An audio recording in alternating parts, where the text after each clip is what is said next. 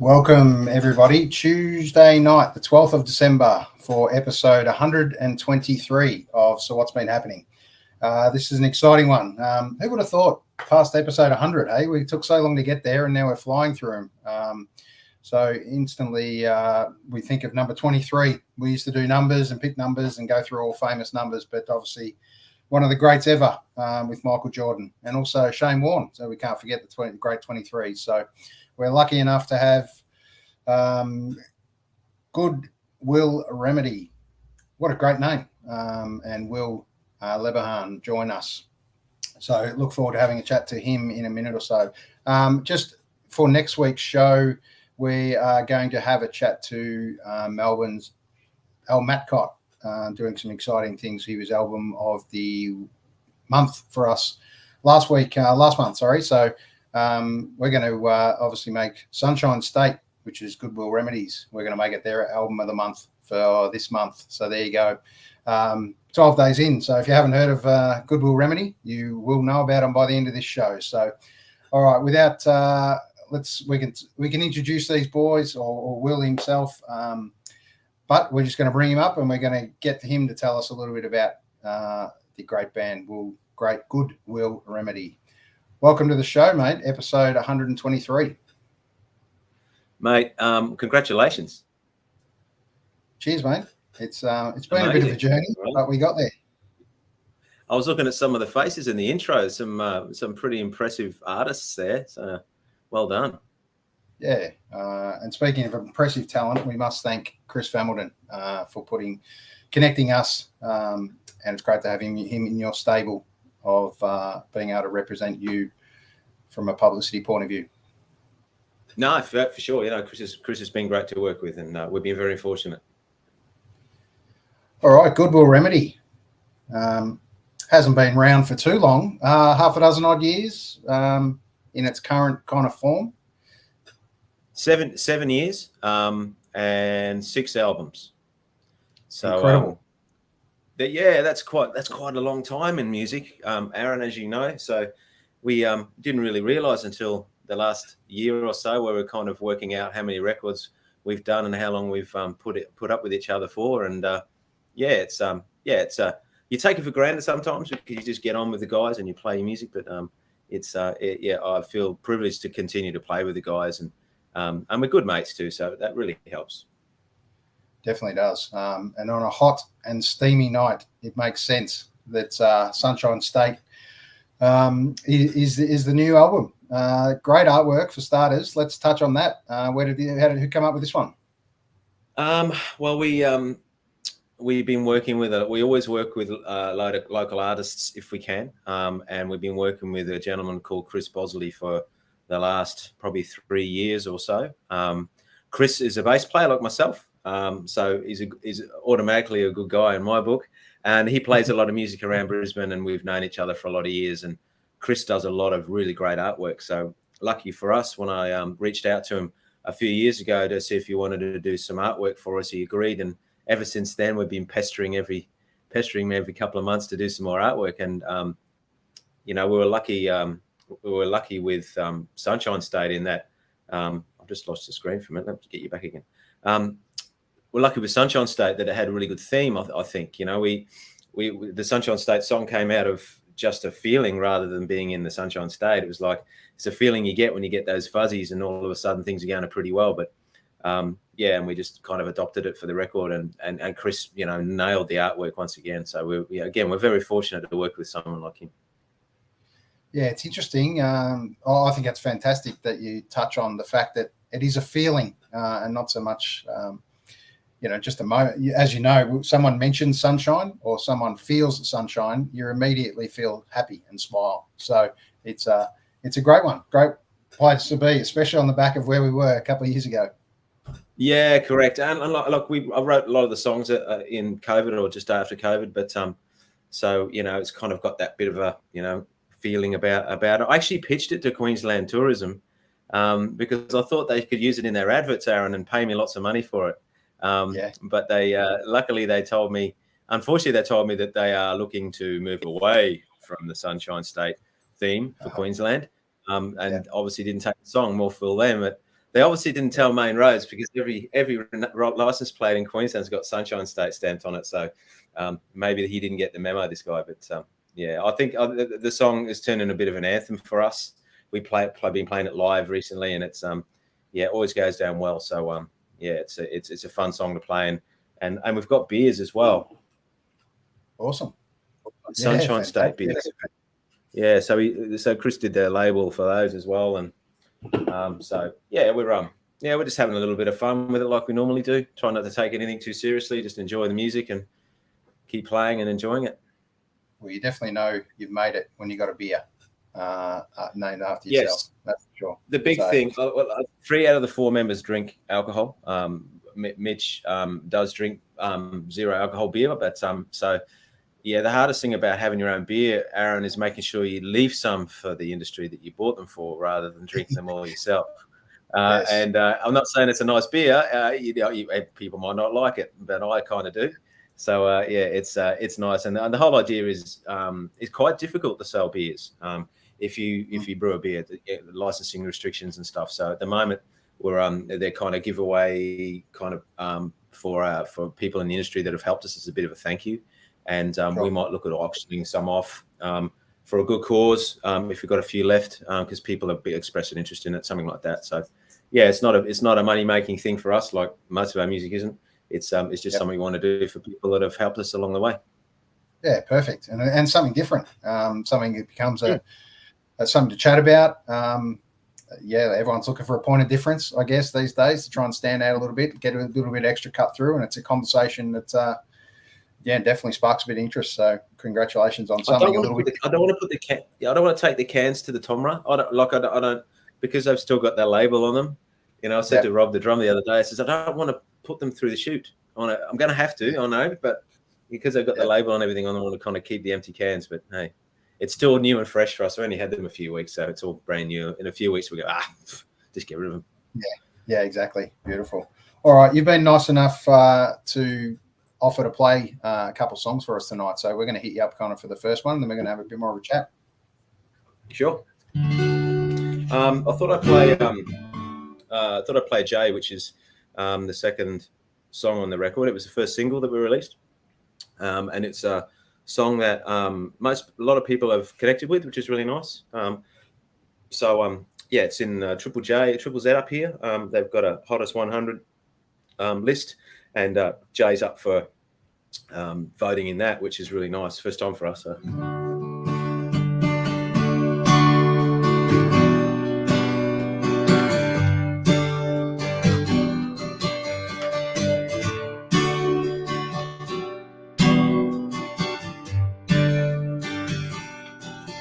What a waste, gonna miss your face. Such a bitter pill to take. Gonna miss your face around this place. Jay, this time last week we were planning, we were scamming, and we were laughing. You're always laughing at me. This time last week, things were normal, about as normal as it could be. Normal with me, but things won't ever be the same. What a waste, gonna miss your face. Such a bitter pill to take. Gonna miss your face around this place. Jay, this time next week there'll be nothing, just your record slowly turning, spinning for you. This time next week I'll be standing I'll be hanging here without you, babe, listening to you. But things won't ever be the same. What a waste. Gonna miss your face. Such a bitter pill to take. Gonna miss your face around this place.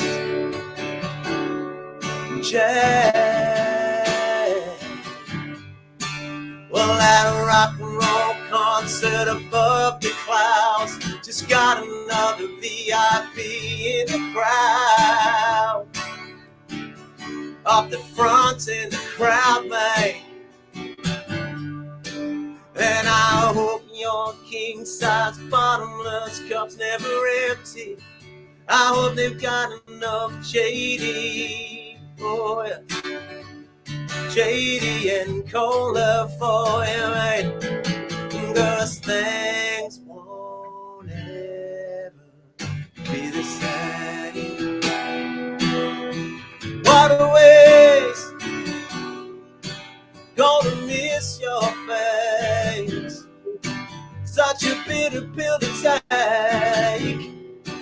Gonna miss your face around this place. What a waste. Oh, yeah, gonna miss your face, babe. Such a bitter pill to take. Gonna miss your face around this place. Jay, what a waste. Jay.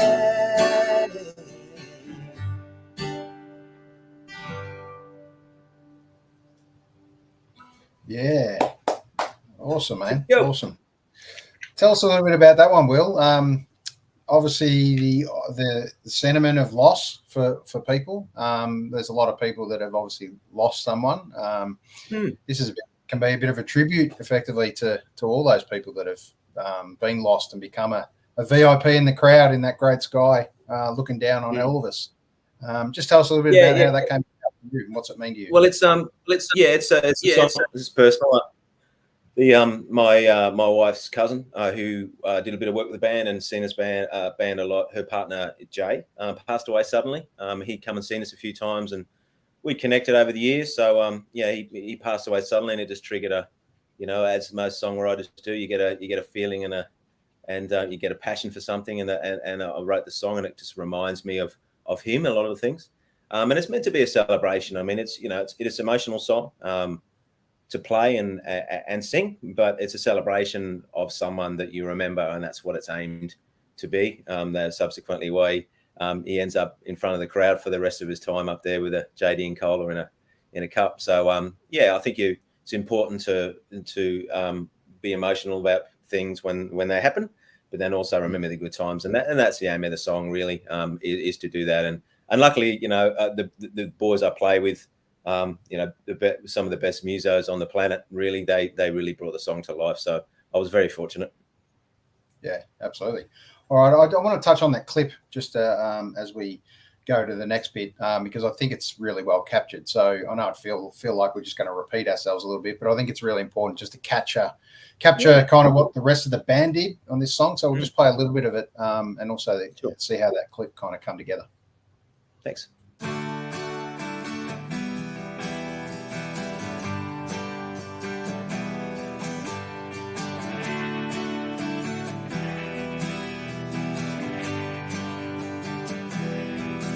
What a waste. Gonna miss your face. Such a bitter pill to take. Gonna miss your face around this place. Jay,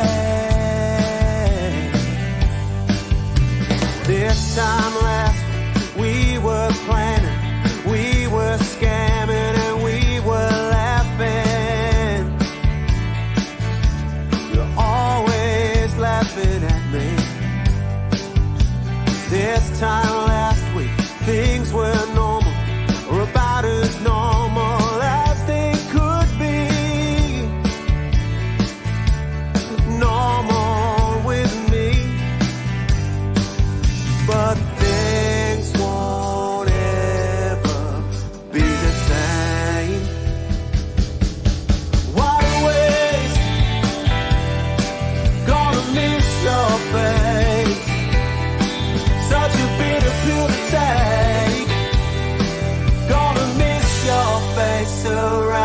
this place. There you go. There's a little bit more of Jay. Great clip, mate. Well done. Yeah, thank you. I wonder what those chords were. It was, yeah, we were lucky again. We have a videographer we used for every video we've done, and Hayden Lowry, and that was shot at the Cardigan Bar. So those of people that are around Brisbane or not, there's a really great live music bar in Sandgate called the Cardigan Bar, and luckily Mitch, the guitar player, knows Adam quite well, and he gave us the venue for the afternoon, and we shot it. And it was one of those videos where we didn't have much of an idea about what we were going to do. We just knew what we didn't want to do. We didn't want it to be cheesy, didn't want it to be anything we ever tried, just a bit of a celebration again. And yeah, with one of those we kind of workshopped on the spot for videos, which is rare, and it worked really well. It's probably one of my favorite videos that we've done with Hayden, because I think he got it perfect, and black and white was great, and the JD bottle as well, so nice touch. Yeah, it's good. And Mitch doesn't drink alcohol, I said before, so he didn't drink alcohol on the day, just for those playing at home. It was a fun shoot and a really great video. So yeah, appreciate you playing it. No problem. And also we must bring up the single cover, which obviously that embarks a beautiful memory in general, as people sit back and picture that moment, kind of sitting at the beach, birds flying off, like it's kind of really cool tribute. So well done on the artwork for that as well. Yeah, that was Boz again, and it was the first single, and you always want to get the first single right, and it wasn't that difficult. He was on it straight away. So again, you work with people that do their stuff really well, and they go ahead and do it. So we're lucky. Yeah. All right, we'll change gears a little bit and just go back to. I always ask this to most musicians about their earliest memory of music in the house growing up. Yeah. What's kind of your memory, and roughly how old were you, and what do you kind of remember playing around in the house, or what was on the radio? Well, my mum and dad loved music. Mum was a beautiful singer. She's a bit of a folk singer before she had family and stuff. And mum and dad always loved music. They were from England, so a lot of English music, a lot of Mersey kind of music. But also, mum brought in a lot of Motown, and that's where I think I got my passion for the bass and melody from Motown.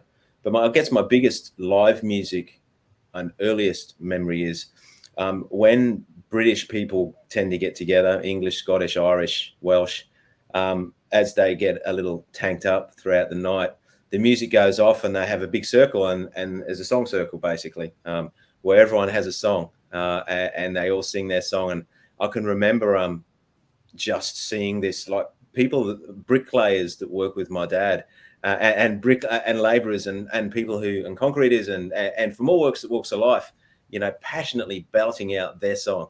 And so I remember that, and then and there'd be choruses where they'd all sing together, and I think I really remember that. And certain people that I remember are associated with certain songs. You'd hear on the radio, and you automatically think about Jeff or Glenn or someone saying, "Oh, he sings that better than Elton John or whomever." But so I guess from a live music perspective, it was that kind of I guess it's more like it's a thing that happens in any party, I suppose, but particularly the British family seem to do it. And it was funny. And I'm watching the kids. I remember all the other kids as kind of reactions to their dad singing a song, and mum trying to keep him quiet because they say, "Oh, you never, you don't know the words." I would, but it's always and it's a really special moment, and I'm sure there's other people that have had that similar experience.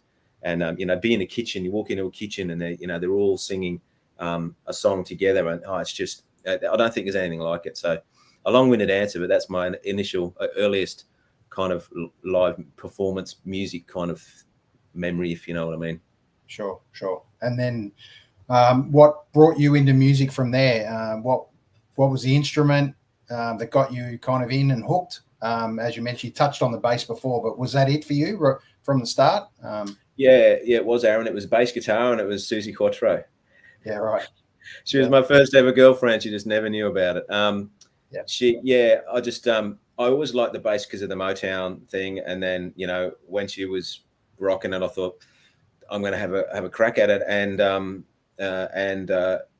from then on, I've always listened to and been passionate about the bass in songs. And today that's what I play in Good Will Remedy is a bass, and I went through the whole learning all the tricks, the slaps and the pops and the finger tapping and the funk and all that stuff, and now I just play meat and potato stuff. But yeah, it was bass, and then I always sung at high school, apart from when I was going off the rails, as we all do, grade 9 it was. But I always sung in the choir, so I always liked singing, and it took me a while to kind of get the confidence to sing, and then I started singing and playing bass, and it just seemed to come together for me from that point on, and that was it. And I obviously play a little bit of guitar, and I write on guitar, but when I'm out with the two guitarists I have now, Dave and Mitch, I play the bass, and that's kind of what I've always done.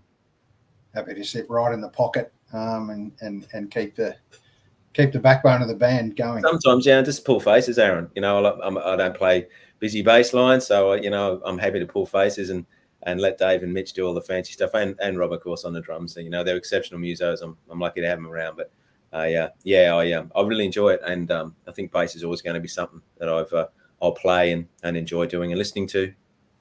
Yeah, perfect. And influences as a team, what music was kind of came through your listening ears during that scenes? Yeah, like I got there was a lot of 80s stuff was around, and I wasn't really into it as much as everyone else. But I snuck in a little bit of Iron Maiden and Steve Harris on the bass, and I listened to that a bit. And then as my years, high school kind of years rolled in, I started Bon Jovi's and people like that. And when I came out, and the Angels and harder rock sort of stuff.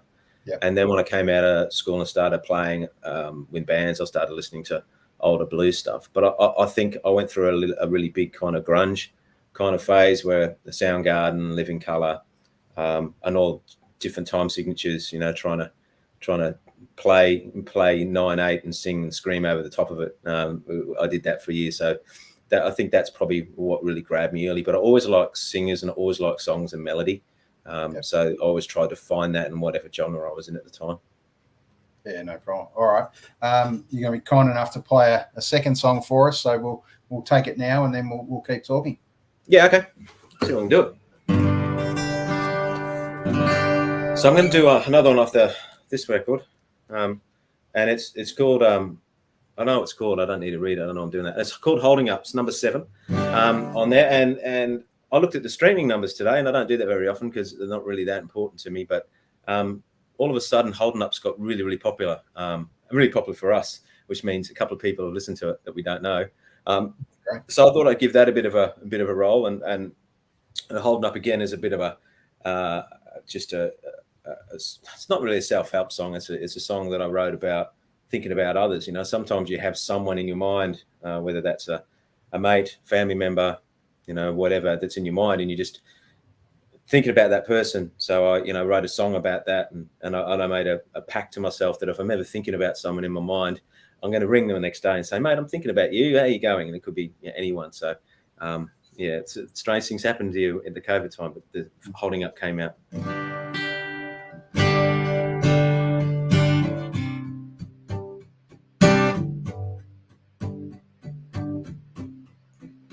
How you holding up?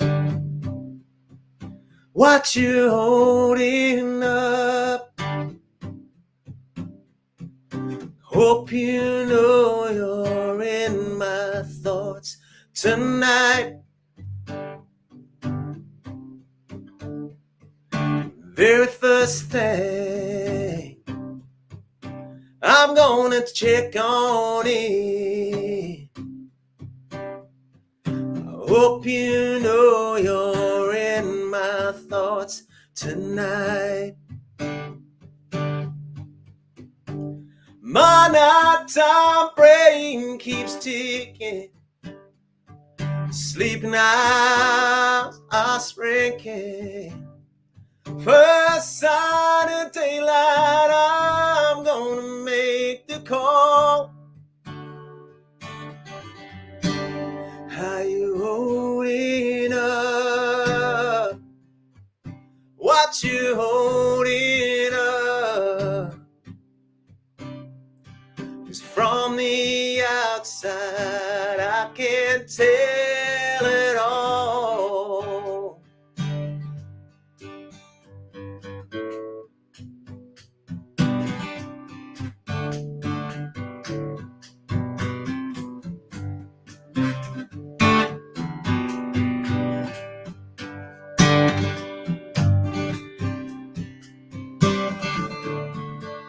My nighttime brain keeps ticking, sleeping hours are shrinking.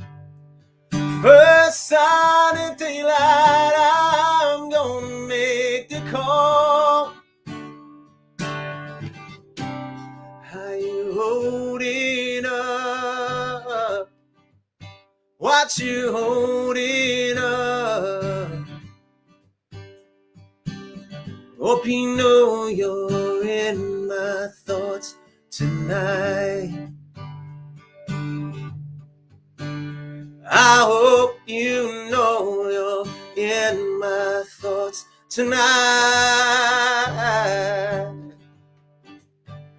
I hope you know.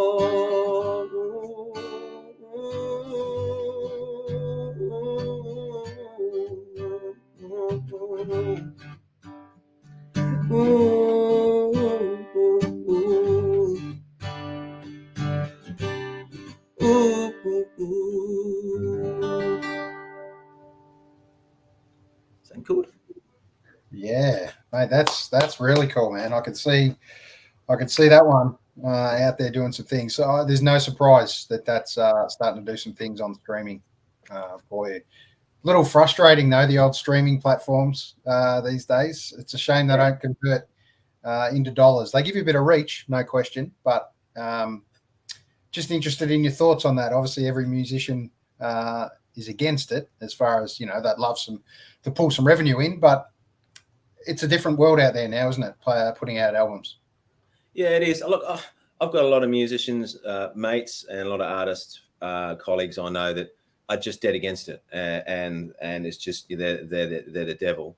As a music listener, I listen to Spotify. If I find an album like Chris, if Chris does a review on a record, or someone puts an album or an artist up that I haven't heard of, I use Spotify to listen to them, and then I'll buy a record on vinyl if I really like it, or I'll go and see a show. And so I think Spotify is a business card now for any artist. Yeah, 0.004 cents or something a stream is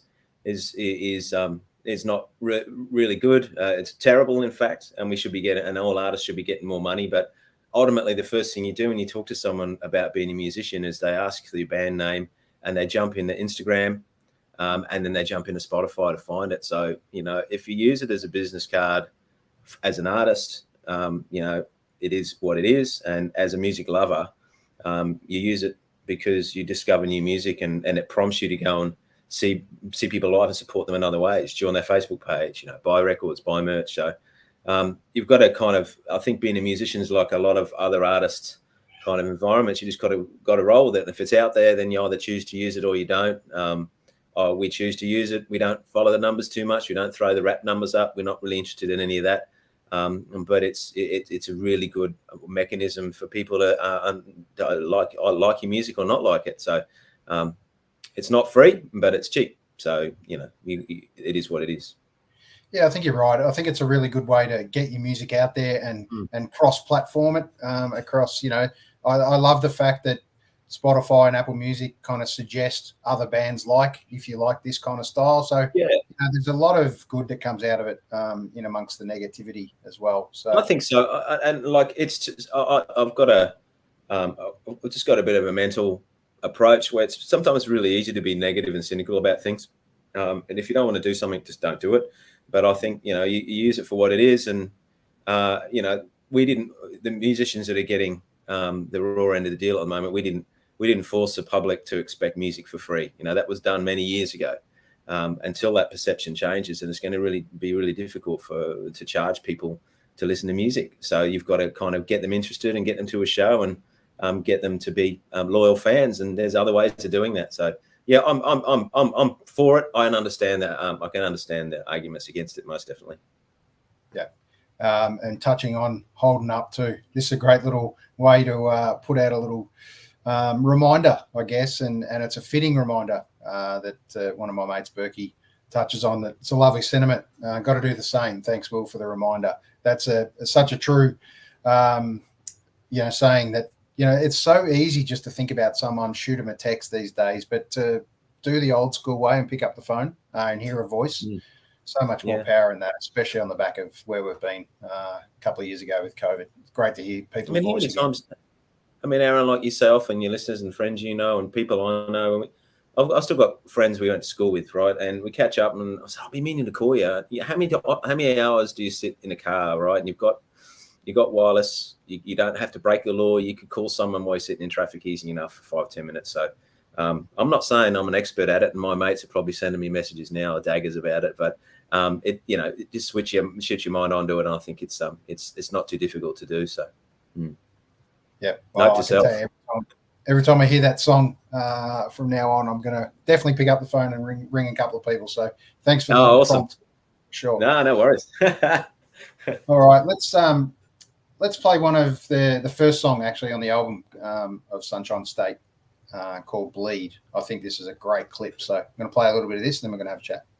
No worries.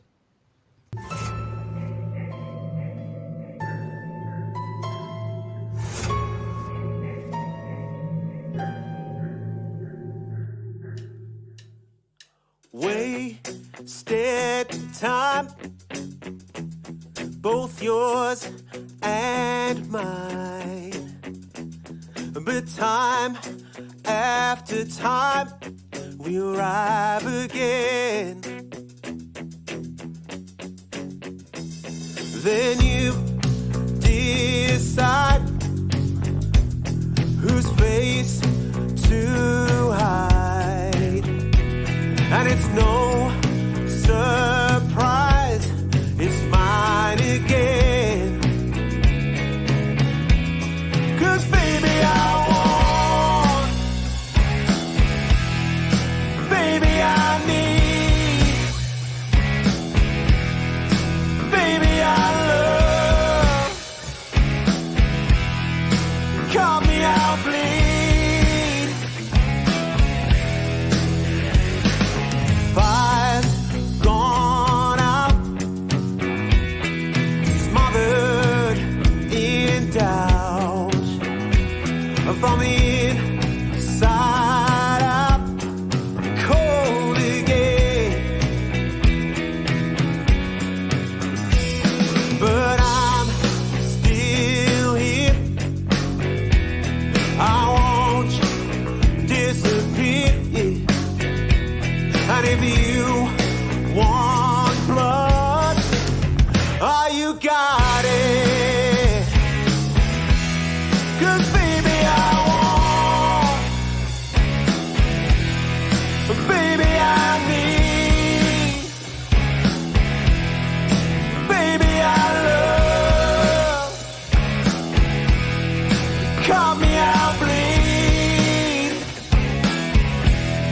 You want me to bleed for ya, then I'll bleed. Fantastic. I love this one. A great clip, man. Tell us how this one came together. It's Hayden. It's our bloody our so I was just laughing at that. Our video partner, so Hayden Lowry, who's a local filmmaker. We met Hayden 4 or 5 years ago, and the song "Bleed" was one we recorded, obviously, and it came out really well. And we wanted to do a single for it. And I just mentioned to Hayden, I said, mate, I think I've got maybe a vampire-inspired clip. And Hayden's right into the vampire Dracula style films, horror movies. He's done a film festival for kind of grimy horror movies. So and off we went. So we just held on for the ride, and he had his way with us in a way, with the teeth and the makeup, and again, luckily we've got a good relationship with Lefties, the local venue in Brisbane here. They gave us the venue for a couple of days, which was nice, and we just did it, and it was loads of fun to do. I was luckily working with an actor a proper actor as opposed to me, who's a hack, who made me feel really comfortable. And it was just loads of fun to do. And it's a laugh. It was, every time I watch it, it's a laugh a minute, because we did have a lot of fun with it. Absolutely. And there's the cover for the single. One thing I've noticed about you guys is there's, you know, rolling out singles left, right, and center, which is fantastic to see. It seems to be almost every month, couple of months, something new's coming out. Every year there seems to be an album, which is unbelievable. Just tell us a little bit about that approach, really, for you guys, keeping it fresh, keeping it new, always putting something out there and being at the top of conversations, because we all know that, you know, putting something out gets radio time, gets interview time, does all sorts of things. So just tell us a little bit about the philosophy with you guys. Well, I guess for this release, it's just something I wanted to try. I spoke to the boys in the band about it, and Chris, and sort of said, look, you know, I think there's quite a few really good songs on here we'd like to, you know, identify and get out as singles, and just kind of planned one every kind of 6 to 8 weeks ish. Knowing that we've had the whole thing mastered, getting the artwork sort of was one other thing, and then just rolling them out there. It's just more a PR exercise rather than anything else. But I think we wouldn't have done it if we didn't think we had the singles and the songs to support it. And luckily, you know, the bunch of songs we've got on Sunshine State are probably, as a group, I think they're probably the best album we've done, and you want each one to be the best one. As far as recording every year goes, I'm fortunate enough that I like writing songs and I like trying to get better. So I'm always writing ideas, melodies, songs. I've got a bit of a studio set up here where I can, you know, ham-fistedly play guitar, as you've heard, and get the songs down. And again, I'm really lucky to play with the three boys. I bring the songs to them, and they just bring them to life. And we work hard as a band, playing live, to be able to get into the studio and record. And I've always wanted to be in the studio at least once a year, whether it's with Will Remedy or just doing something myself. So I'd much prefer to do it with the boys, because you know, they bring a certain life to the project. So, you know, we're looking to do another record next year, and we'll, until all four of us look at each other and go, I think we're done, we're going to keep rolling. Yeah, well, that's a great way to do it. Keep running while you're hot, most importantly. And I think it's fantastic. How good is it to be back out there playing live music in good venues again, in and around Brisbane, and hopefully you can get down to Melbourne in the new year on a tour and do some good things, because I do know that I did see one gig coming up, and you must be excited about it, to play a New Year's gig with Diesel. This will be a great one, so let's touch on that while we've got it. Yeah, now, mate, that's excited is an understatement. Diesel's one of mine, and I know the boys, massive influences, from singing, from guitar playing, from his Johnny Diesel days all the way through. So when we were lucky enough to be offered that opportunity, that I couldn't say yes fast enough. In fact, I didn't even check with the guys, because they're so busy musically. We've got to kind of combine and align calendars. I just thought, mate, I'll go out and play with a comb phone or whatever. I don't care. I'll play the spoons. I'll do it. So I knew that wouldn't be a problem. So, you know, again, it was a nice offer. And this year haven't played as often, but some of the shows we've done this year have been really great. You know, we've done a couple of festivals we haven't done before, and now, you know, the Diesel New Year's Eve show is going to be right up there, I think, already. You know, we're all really excited about it. We're trying to work out how we stay up there. So we're talking about sleeping in cars and all sorts of stuff. You know, we can't do it more at our age, but we might just try it. You never know. Yeah, and you've done the festival thing, I saw, with Caloundra and a couple of others. You know, what's it like being back out there in big festivals? You know, on the back of COVID, are you starting to see kind of numbers and confidence come back from punters and venues again? Yeah, certainly. I mean, Caloundra was a really, really nice festival for us, on the back of a couple of gigs we played up the Sunshine Coast. Really well-run festival, great bands, good organisation, good people. I think that every festival we played, and we don't play loads of them, and it's not because we don't want to, it's just, you know, it's the way it is. They've got so many acts to choose from, and they can only choose so many. But we're lucky, we're lucky enough to play the Muster. We played Stones Corner Festival a couple of times now. We're the only band to be invited back. And that's not because we left something behind, but because they actually liked us. So, yeah, the festival and live music crowds are certainly back as far as I can see. I mean, I was at a big show on Saturday night at the River Stage, and people are out there, they're doing it, they're enjoying it, and the whole atmosphere from the crowd viewpoint seems to be a lot more happy. Yeah, we're here. What a great, just enjoying the moment and the music more so than maybe before COVID. It was probably a little bit more not as much excitement. Maybe I'm making that up, but just feels really nice to be out there watching music and playing music to crowds again. Yeah, I think it's been a twist in the last maybe couple of months only. I've noticed here in Melbourne, there seemed to be still a lot of looking around you and looking in the rearview mirror, so to speak, versus kind of looking forward and moving forward, I guess we'd finally say. And I think now with summer kind of coming for us and opening up, I think, festivals are definitely well and truly back in a big way here down in Melbourne. So I fully expect them to be in the warmer climates. But it's a great time to move into the new year with new music and out playing gigs again. There's some great venues in Melbourne too. Like we were down recently, and I went to Shot Kickers. Is it Shot Kickers in? That's a really great room. And there's small pockets of those live rooms in Melbourne, which is really good. And we got them in Brisbane as well. It's really nice when you discover one. I think I'm still a music nerd, Aaron. I just love going to old venues and watching a band and thinking this place is great. Yeah, well, sadly, that's one place I haven't been is Lefties, and I'll give you my pact. Next year, I'm coming up to come and check that place out, and a few others in Brisbane. So I'm going to spend a bit of time there. If I can. Well, make sure you let us know when you come up, and we'll catch up for sure. We'll do. We'll try and tie it into. I'll keep track of when you're out playing again, and see if I can tie that one in as well. No, that'd be awesome. That'd be great, and that goes for everyone too. Get up to Lefties. There's people in Brisbane who haven't been in Lefties yet either, and that's not because they don't know about it. It's just because it's one of those places that people not necessarily know it's there. So when you're in there, you never forget it. Yeah, well, I think the most important part now is if you haven't been to a venue this time out of the back of COVID, please get out and support local venues and local artists.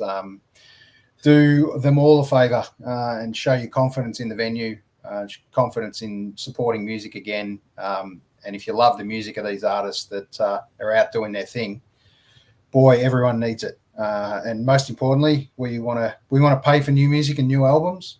So don't just stream it. Jump on Bandcamp and support it. Give as much money you can back to the artist. And what I'd love to see is people. I love the idea of the Bandcamp process where you can buy it as a gift and gift it to someone. I think that's fantastic. So make sure you get out and do that as well. So you've got merch, you've got all sorts of things as Goodwill Remedy. So get on it. I mean, it could be a New Year's resolution for people. Everyone speaks about, losing weight or getting fitter or doing something with it. But maybe a New Year's resolution would be to find one or two local music artists that in a genre you really like and go along to one of their shows, maybe. Yeah. All right. Just on that, give us two artists that we may not necessarily know, or artists doing some great things up there in Brisbane that don't necessarily get out and tour too much. Who just kind of first comes to mind that you either work with or have supported you, or someone that's really, you really see some potential in coming up now? There's a band up here I really like called Mexico City. And people may know of them. They've done a couple of records, and I saw them a few weeks ago at a local venue in Brisbane here. So Mexico City is one of them. I know a couple of the members in the band just from passing around, but I don't know the band that well. But Mexico City is certainly one of them. And there's a female country singer called Brooke Schubert who we bumped into when we were playing a show in Toowong. And I watched her do a solo set, and I've listened to some of her music since. A hell of a voice, great person, beautiful songs. So they're two that I would recommend people to kind of dive into and see where it takes you. Perfect. Great recommendations. And just in some advice for potentially young artists coming through, still trying to find their way a little bit from a songwriter's kind of point of view. Obviously, you're in that mode and you can crank out songs, but have you got a little sprinkling of gold that you can kind of give some words of advice to someone trying to cut their way through? I would say that a couple of things really. I would not take yourself or your songs too seriously. Take your songwriting seriously and take the improvement part of it seriously, but don't get bitter and twisted about the actual song and whether people like it or not. Particularly as you get older, like we're more mature artists. There's a danger in taking yourself too seriously, and I think that can hamper your creativity. Just get it out there and enjoy the fact you can do that. And the second one that I probably didn't do that well when I was younger, because I thought I was the best in the world and no one could tell me any different, which you do when you're 19, is networking. I didn't network that well. I was in a band at the time that had some really good opportunities, and I just kind of brushed them off. Thought, that's something we deserved, and I didn't make the most of it. So, create a local network, even if it's with songwriters or music people or industry people, and just enjoy the process and don't take it too seriously. That would be my two. Great advice, and obviously you've learnt by that. As you touched on those words, because you committing to that Diesel gig without even checking with the boys, you've definitely made the most of that opportunity and not let someone else slip in underneath you. So the thing about playing with the guys for 7 years and knowing one of them for a lot longer than that, I knew automatically it wouldn't be a problem. I wouldn't go out on a limb like that very often. Yeah, well done. All right, we're going to play a little clip from Grooveback. Cool. I think it's probably fitting post-COVID that we kind of talk about, lots which you touched on, getting out in venues again and doing all those cool things again and getting the groove back. So here we go.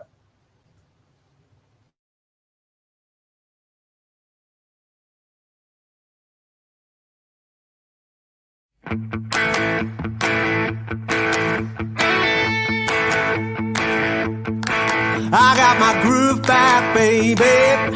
Yeah, and I'm gonna shake it. I got my groove back, mama. Yeah, and I'm gonna shake it. So come on, 'cause I never felt so glad. There's almost bad scenes, mama. Oh, they ain't worth it. There's no more bad scenes, pretty mama. Oh, they ain't worth it. So come on, 'cause I never felt so bad. I'm gonna shake it up and down, turn myself around, up, down, roundabout, shake it all about. I got my groove back, baby. I got my groove back, baby. So come on, 'cause I never felt so glad.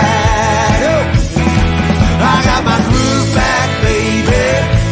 Yeah, and I'm gonna shake it. I got my groove back, mama. Yeah, and I'm gonna shake it. So come on, 'cause I never felt so glad.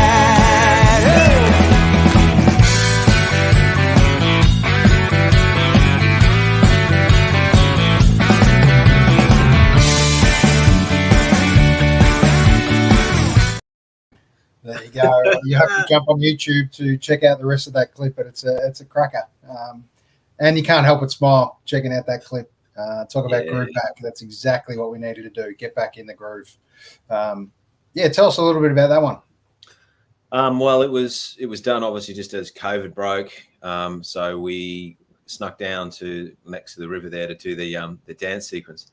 And Rob, the drummer's daughter, Jamie Lee, is a dance instructor, dance teacher. So she again, it was our idea to do it. I don't know what we're thinking at the time, but anyway, so she put together a dance routine for us, and we practiced it before we went down there, and then did it next to the river there. And Rob, the drummer, put the whole clip together. So it's lots of, just looking at it, it's really funny because we were so happy to get it at once right. We were really pleased, but it was loads of fun, and we did a couple of COVID inspired videos where we kind of did our own home kind of video type thing, and always it comes, as long as it makes everyone smile, that's the main thing, particularly that song. Yeah, it does, especially on the back of where we were. It was an ugly time, wasn't it? Let's face it. So if music wasn't your thing, where did you think you were kind of going to head? You talked about being the standard year 9 muck up kid, as everyone was, especially boys and girls generally. You're lucky you found kind of music and found a groove, found mates, got to play in bands. Where kind of looking back now, where did you think you might head if it wasn't this way? Did you ever go through that? No, I did a trade when I finished high school. So I did a trade and I was playing music at night. So I probably would have still done a trade and maybe just been still working in that kind of area somewhere. I would think I still would have needed to do something creatively though, whether that's just to become a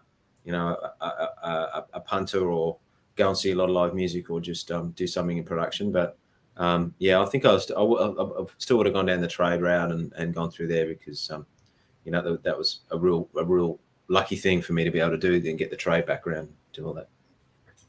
And during that dark time with COVID, let's just touch on that for a second, because I know you put together another song, Ghost Town, which we might just play a little quick snippet of, because I think it's a great clip. So let's play that first. Sure.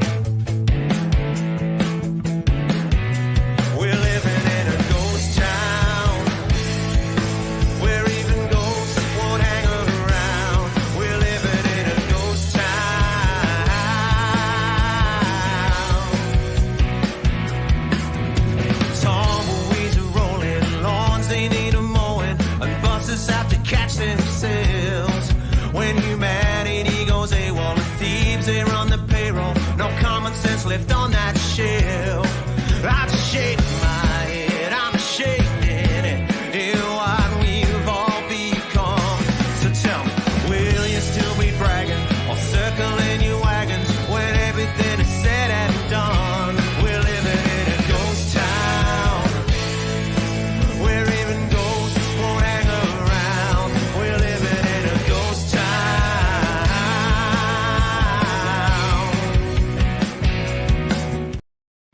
I love it.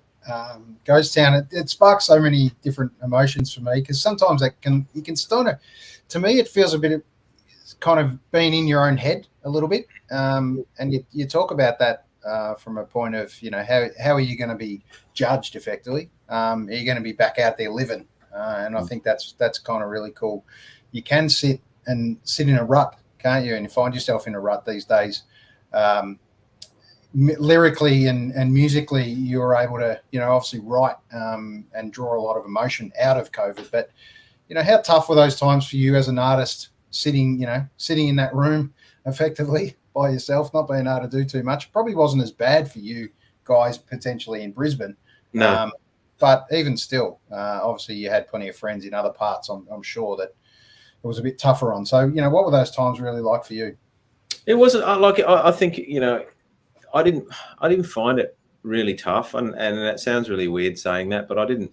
I just always trying to find a positive in a situation. But it was weird. But as far as music goes, me and myself and the boys got together via Zoom, and we got used to those Zoom sessions, and we got regular kind of catch ups that way, and so I didn't find it that strange. Who I really felt for is a lot of the artists who their livelihood is playing live, and I really felt for those guys and girls who are in that position. So I was glad when we came out that those guys and girls were the first ones to start working again. They're able to do that, but it was weird. We kind of like came half out of it, and we played lefties, and we had to put masks on, and everyone had to sit down, and no one could sing and no one could dance. But yet when we went on the stage, we took the masks off and we could sing and we could dance. So it was kind of unusual, but I was just of the opinion that if they want me to do that, I'll do it so I can go and play and do something half normal. So I do remember going and have a first beer at a pub after a few weeks. That was pretty good. Yeah. I didn't really. It didn't really bother me as much as it seemed to a lot of other people. And as you said, Queensland didn't have it half as bad as you guys in Melbourne. I have a friend in Melbourne that said the hardest part about a 7-day lockdown is the first 3 weeks. So I shouldn't laugh, but he says that you don't never know how long you're going to be locked down for.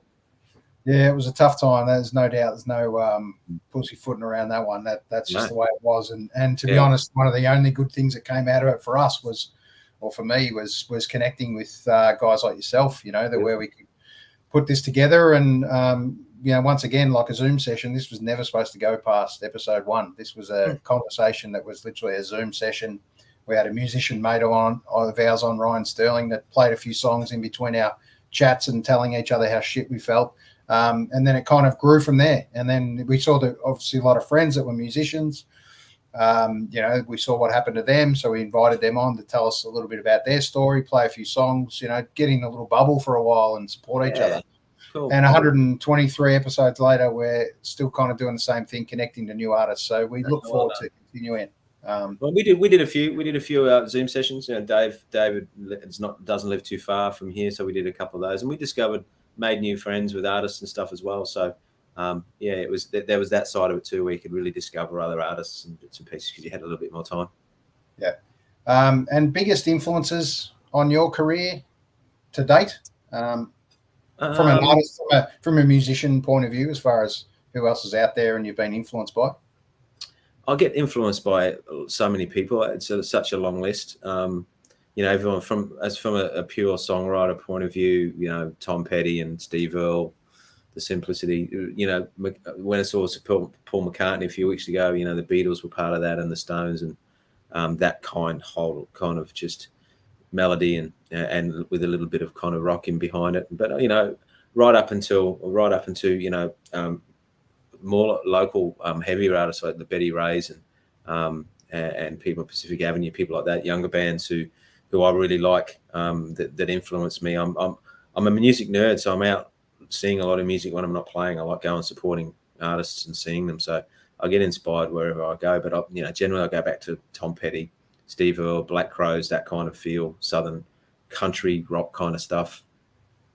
Oh, it's pretty cool influences to kind of sit your band in amongst that genre, for sure.